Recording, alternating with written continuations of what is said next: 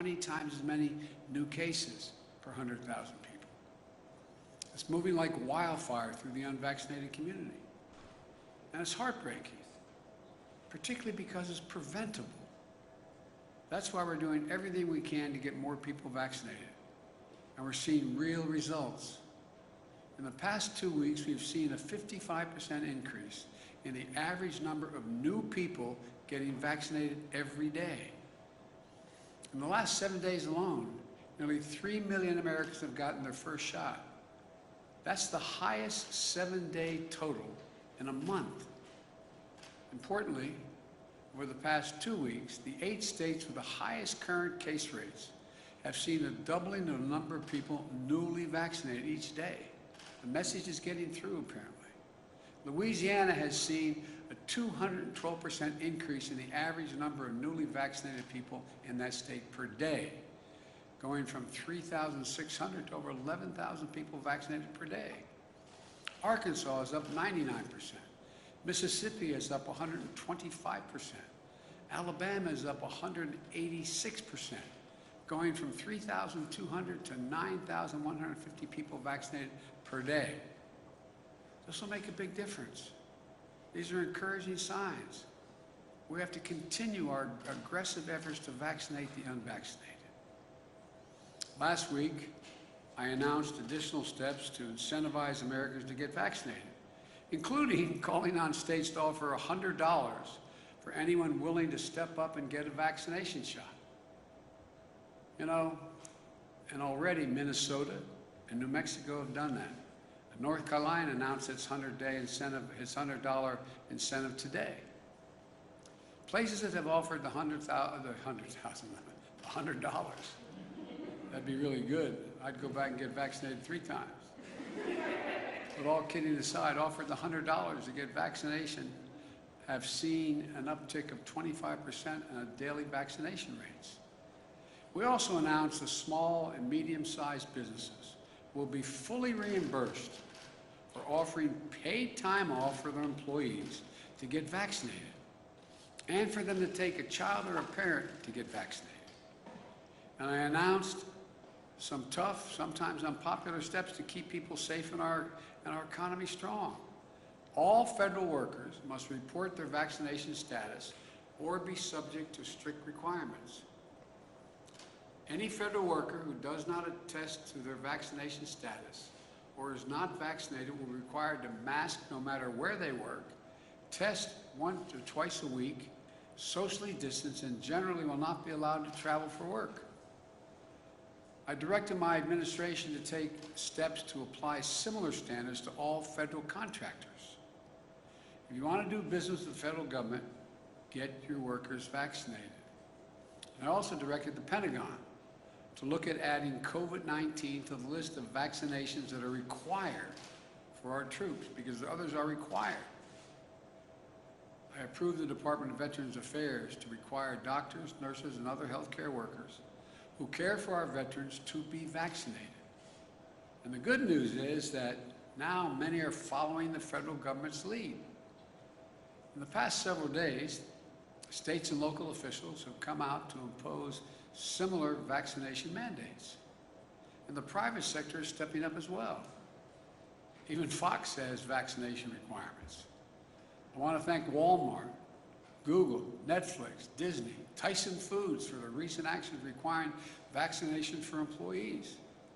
Look, I know this isn't easy, but I will have their backs and the backs of other private public sector leaders if they take such steps. But others have declined to step up. I find it disappointing. And worst of all, some state officials are passing laws or signing orders that forbid people from doing the right thing. As of now, 7 states not only ban mask mandates, but also ban them in their school districts, even for young children who cannot get vaccinated. Some states have even banned businesses and universities from requiring workers and students to be masked or vaccinated.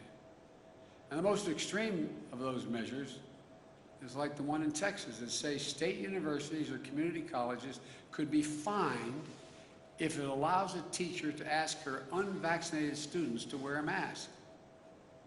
What are we doing? COVID-19 is a national challenge, and it must come together. We have to come together, all of us together, as a country to solve it. Make no mistake, the escalation of cases is particularly concentrated in states with low vaccination rates. Just 2 states, Florida and Texas, account for 1/3 of all new COVID-19 cases in the entire country. Just 2 states. Look, we need leadership from everyone. If some governors aren't willing to do the right thing to beat this pandemic, then they should allow businesses and universities who want to do the right thing to be able to do it. I say to these governors, please help. But if you aren't going to help, at least get out of the way of the people who are trying to do the right thing. Use your power to save lives. I've made it our first and top priority to have a vaccine available for every single American the day I got elected. That was my priority. Let me be clear. We have a supply for every single American. And that will never change. At the same time, it's also in our national interest to share some of our vaccines with the world, which gets me to the second thing I want to discuss today. From the beginning of my presidency, I've been very clear-eyed that we need to attack this virus globally, not just at home, because it's in America's self-interest to do so. The virus knows no boundaries. You can't build a wall high enough to keep it out. There's no wall high enough or ocean wide enough to keep us safe from the vaccine and from the COVID-19 in other countries. In fact, just like the original virus that caused COVID-19, the Delta variant came from abroad. As long as the virus continues to rage outside the United States, potentially more dangerous variants could arrive at our shores again. We know that COVID-19 in other countries stifles economic growth, disrupts supply chains, risks instability and weakness of governments. As we've seen in the United States, the key to growing economies is to vaccinate people. So just as the American economy is recovering, it's in all of our interest to have the global economy begin to recover as well. This is about our values. We value inherent dignity of all people, the inherent dignity of everyone. In times of trouble, Americans reach out to offer a helping hand. That's who we are. And I've said before, in the fight against COVID-19, the United States is committed to be the arsenal of vaccines, just as we were the arsenal of democracy during World War II. We're backing up that commitment. We've contributed more than any other nation to COVAX, the collective global efforts delivering COVID-19 vaccines across the world. We've supported manufacturing efforts abroad through our partnerships with Japan, India, Australia, known as the Quad. During my trip to Europe in June, I announced that the United States has purchased a groundbreaking 500 million doses of Pfizer and then donate them, those doses, to nearly 100 low and middle income countries who don't have the vaccine. Those doses will start to ship at the end of this month. We also announced that we donate 80 million doses of our own vaccine to supply the world, which has already begun. And today, I have an important update. We've already exceeded 80 million doses that have gone out.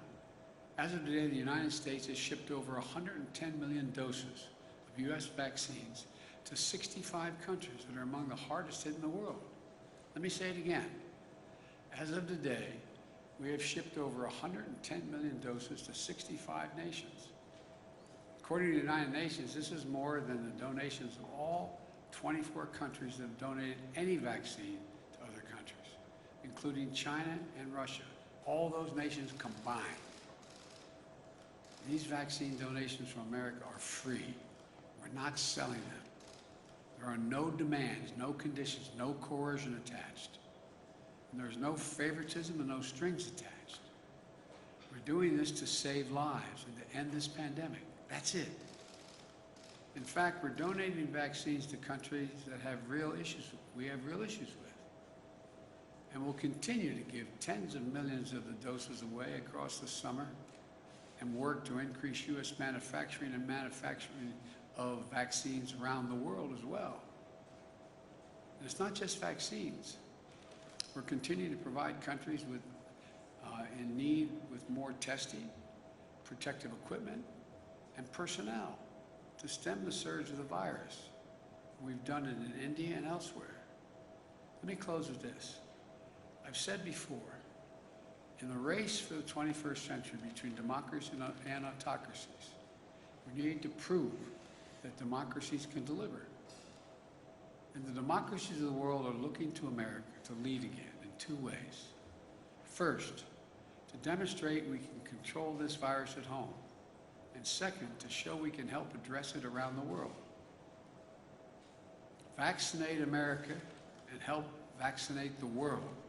That's how we're about to beat this thing.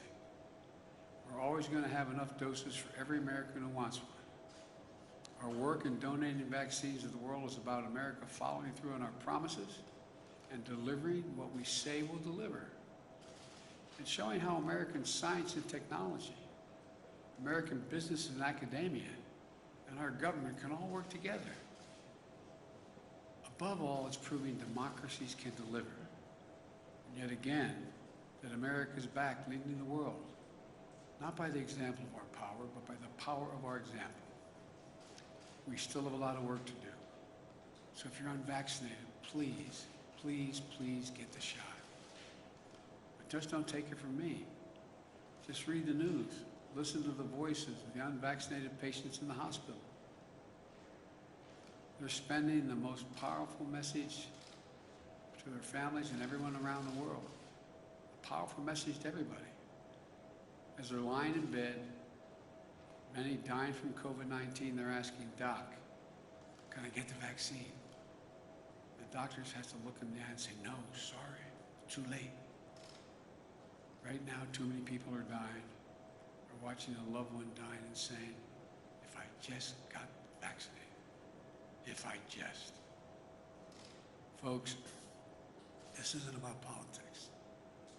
The virus doesn't care if you're a Democrat or Republican. This is about life and death. Life and death. I can't say it any more plainly than this. The vaccine saves lives and it could save yours or your child's. You know, I know we can do this. We're the United States of America. We're prepared like never before. We have the tools and the resources to save lives at home and around the world. This is who we are. This is what we do. This is why there's no nation like us on earth. Well, God bless you all, and may God protect our troops.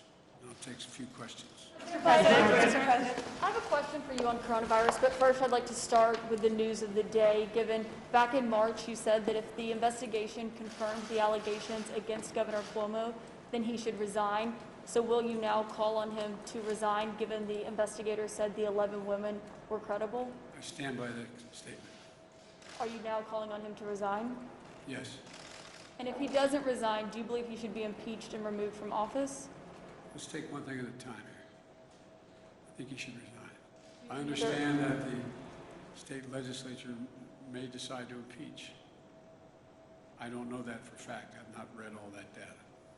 And he's using a photo of you embracing him in his self-defense to say that these are commonplace kind of embraces that he made and the allegations against him. Do you condone that? Look, I'm not going to fly-spec this. I'm sure there are some embraces that were totally innocent. But apparently the Attorney General decided there were things that weren't. And on coronavirus, if I could ask you a question about the evictions. Why don't you come up and take the platform? No, thank you.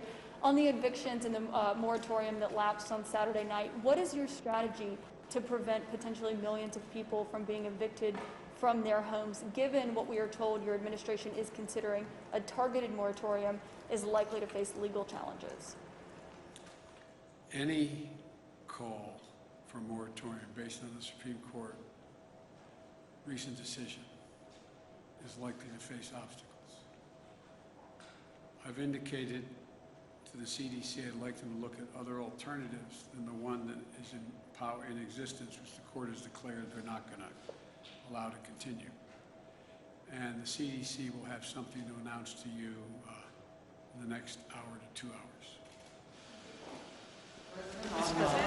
On overseas coronavirus vaccines, should other high-income countries follow the lead of the United States and increase donations to low and middle-income countries? I think those countries that have been able to cover their population and have the ability to provide either dollars and/or vaccine for the 100 or so poor nations that need help should do so. We had that discussion at the G7. A number of those countries said they were going to do that. Some have followed through. The point I was making is, though, I've kept the commitment, we've kept the commitment that we would do what we said, which is more than all the rest of the countries combined thus far. Mr. President, do you believe that Governor DeSantis and Governor Abbott are personally making decisions that are harming their own citizens? I believe the results of their decisions are not good for their constituents. And it's clear to me and to most of the medical experts that the decisions being made, like not allowing mask mandates in school and the like, are bad health policy. Bad health policy. Mr. President, I have a question about something that you just said. I'm sure you do. Thank you. You just said there's no wall high enough and no ocean wide enough to protect us from the virus. So what is the thinking behind letting untested and unvaccinated migrants cross the southern border into U.S. cities in record numbers? There is, what we're doing, we have not withdrawn the order that is sometimes critical or criticized, saying that unvaccinated people should go back across the border. But unaccompanied children is a different story, because that's the most humane thing to do, is to test them and to treat them and not send them back alone. Follow-up would be just... Mr. President, Mr. President, have you spoken with Governor Cuomo today? I have not. And then one other question on the virus. You just said we have to continue our aggressive efforts to get the unvaccinated vaccinated. Other countries have found a lot of success in requiring vaccines in public places. New York City just announced today that they'll require vaccines for restaurants and gyms. Do you think more cities and states should institute rules like that? I do. And are you going to publicly call on them? Should they institute a vaccine passport type system, or it's up to each city and state to figure that out on their own? I'm sorry, what did you say? Do you think that they should institute a vaccine passport type system or some sort of verification to use public spaces? I don't think they need to do that. I think they just need to give the authority of those restaurants or businesses to say, in order to come in, you have to give proof that you've been vaccinated, or that you can't come in. Take a couple months. Mr. President, can I ask you about the news of the day, one more on Governor Cuomo? You're calling for him to resign now. My question is, do you think he should be prosecuted? And what is your message to the women who have now accused him of sexually harassing them and abusing them? Look, what I said was, if the investigation of the Attorney General concluded that the allegations are correct, that back in March, that I would recommend he resign. That's what I'm doing today. I've not read the report. I don't know the detail of it. All I know is the end result. Mr. President, one other question on this COVID, if I could, really quickly. It's the eviction moratoriums. Can you explain a little bit more why it took so long to have a possible eviction moratorium be put into place? There were people, this inspired on Saturday. I'm wondering, there are folks who are saying it took too long for this to happen. Well, look, the courts made it clear that the existing moratorium was not constitutional. It wouldn't stand. And they made that clear back in, I guess, July 15th or July 18th. In the meantime, what I've been pushing for and calling for is we have billions of dollars that we've given to states to provide for rent and utilities for those people who can't afford to stay in their homes because they can't in an apartment, they can't pay their rent. And so we're urging them to distribute those funds to the landlords. I believe that would take care of the vast majority of what needs to be done to keep people in their apartments now. And so that's what we're working on. Some states have done it and some communities have, but they have not. The money is there. It's not, we don't have to send it out. It's been sent out to the states and counties. Billions of dollars for the express purpose of providing for back rent and rent the people who are in the middle of this crisis. And that's there. That's what we're pushing now. And we've been pushing that. That's the immediate thing to do. Take one more question. Mr. President, Mr. President, thank you so much. There was an expectation that you would be announcing again new vaccines to the world today, new other than the ones you promised. Are you ready to send more vaccines to the world? And there is a delegation from the White House going to Brazil tomorrow. Are they bringing more vaccines? Are they announcing more vaccines to Brazil? No. Are they announcing more vaccines overall? Overall, and then to Brazil, the delegation coming to Brazil tomorrow will be bringing vaccines. The answer is I don't know whether the delegation going physically has vaccines with them. We have provided vaccines to them. In the announcement, are they announcing there? Well, no. There's a need for several billion doses around the world. We have committed to over 500 million doses, and we're trying to provide for more and provide for the capacity of countries like India to be able to produce the vaccine themselves. And we're helping them do that. That's what we're doing now. And we're trying to, and by the way, it's free. We're not charging anybody anything. And we're trying to do as much as we possibly can. Thank you. Mr. President, we're learning that your administration is about to announce a new partial eviction moratorium, COVID-related. Can you tell us any more about that, and are you sure it's going to pass Supreme Court muster? The answer is twofold. One, I've sought out constitutional scholars to determine what is the best possibility that would come from executive action or the CDC's judgment. What could they do that was most likely to pass muster constitutionally? The bulk of the constitutional scholarship says that it's not likely to pass constitutional muster, number one. But there are several key scholars who think that it may, and it's worth the effort. But the present, you could not, the court's already ruled on the present eviction moratorium. So I think what you're going to see, and I want to make it clear. I told you I would not tell the Justice Department or the medical experts, the scientists, what they should say or do. So I don't want to get ahead. The CDC has to make this. I asked the CDC to go back and consider other options that may be available to them. You're going to hear from them what those other options are. I have been informed they're about to make a judgment as to potential other options. Whether that option will pass constitutional measure with this administration, I can't tell you.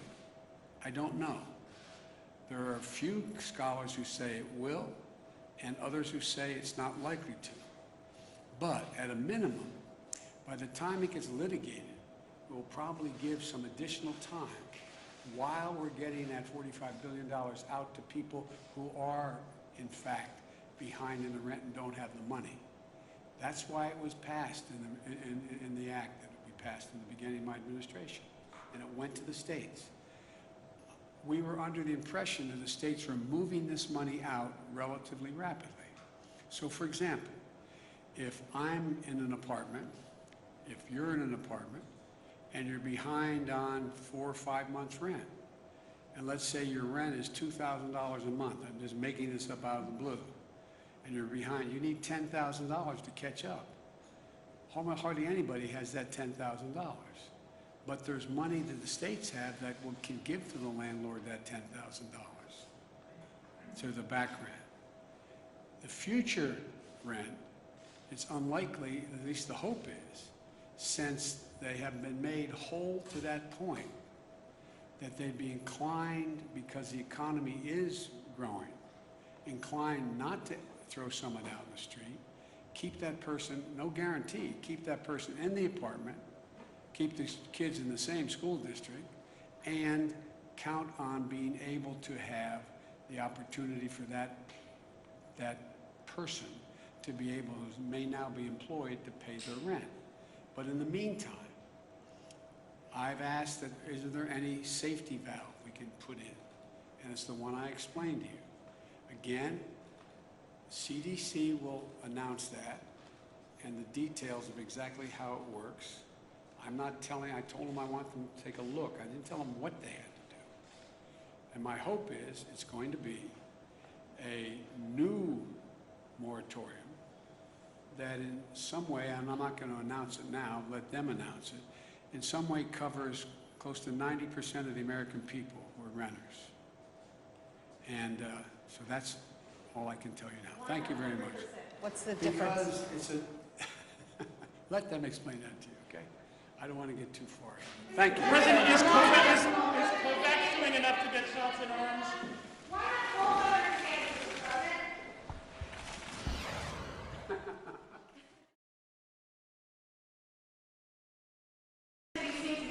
He knows the message. He knows the message. We had a little discussion when I was down there. He knows the message. He's What are you decided. saying in that discussion? See you all later. Oh.